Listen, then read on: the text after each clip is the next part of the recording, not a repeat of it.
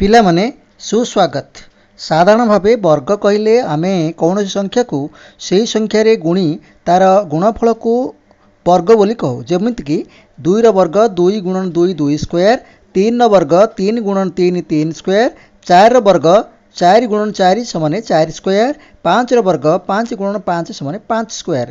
ତୁମେମାନେ ସମସ୍ତେ ଅନ୍ତତଃ 1 ଠାରୁ 25 ପର୍ଯ୍ୟନ୍ତ ସଂଖ୍ୟାମାନଙ୍କର ବର୍ଗ ମନେ ରଖିବା ଦରକାର। ବଡ଼ ବଡ଼ ସଂଖ୍ୟାର ବର୍ଗ ସହଜ ସରଳ ସୂତ୍ର ସାହାଯ୍ୟରେ ନିର୍ଣ୍ଣୟ କରିବାର କୌଶଳ ଜାଣିବା।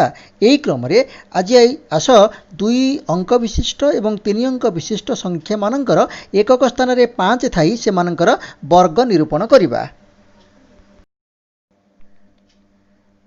ପିଲାମାନେ ଏଠାରେ ପ୍ରତ୍ୟେକ ସଂଖ୍ୟାର ଏକକ ସ୍ଥାନରେ 5 ଅଛି। ତେଣୁ ବର୍ଗ ସଂଖ୍ୟାମାନଙ୍କର ଦଶକ ଓ ଏକକ ସ୍ଥାନରେ ସମସ୍ତଙ୍କର 25 ରହୁଛି। ବର୍ଗ ସଂଖ୍ୟାମାନଙ୍କର ଶତକ ସ୍ଥାନରେ ସଂଖ୍ୟାମାନଙ୍କର ଦଶକ ସ୍ଥାନର ଅଙ୍କ ଏବଂ ତାର ପରବର୍ତ୍ତୀ ସଂଖ୍ୟାର ଗୁଣଫଳ ରହୁଛି। ଏଠାରେ ତୁମେ ଲକ୍ଷ୍ୟ କର ଯେ ପ୍ରତ୍ୟେକ ସଂଖ୍ୟାର ଏକକ ଅଙ୍କ 5 ଅଛି। ତେଣୁ ବର୍ଗ ସଂଖ୍ୟାର ଶେଷ ଅଙ୍କ 2ଟି 5ର ସ୍କୋୟାର ସମାନେ 25 ରହୁଛି।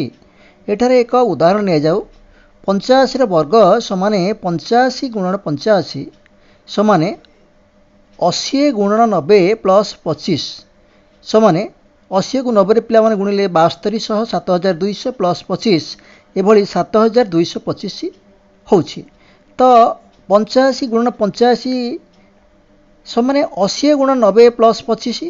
ତ 85ର ନିକଟବର୍ତ୍ତୀ 10ର ଗୁଣିତକ ଦ୍ୱୟ ହେଲେ 80 ଏବଂ 90। ସେଥିପାଇଁ ସେଠି 80 ଗୁଣନ 90 ଲେଖାଯାଇଛି। ତ ସେଥିରେ 25 ଆଡ଼୍ କରାଯାଇଛି। ତେଣୁ 80କୁ 90ରେ ଗୁଣନ କରି ଗୁଣଫଳରେ 25 ଯୋଗ କରିବାରୁ ତାହା 85ର ବର୍ଗ ସହ ସମାନ ହେଉଛି। ତୁମେ ଆଜି କୌଣସି 2 ଅଙ୍କ ଏବଂ 3 ଅଙ୍କ ବିଶିଷ୍ଟ ସଂଖ୍ୟାର ଏକକ ଅଙ୍କରେ 5 ଥାଇ ତାର ବର୍ଗ ନିରୂପଣ କୌଶଳ ଶିଖିପାରିଲ। ଧନ୍ୟବାଦ।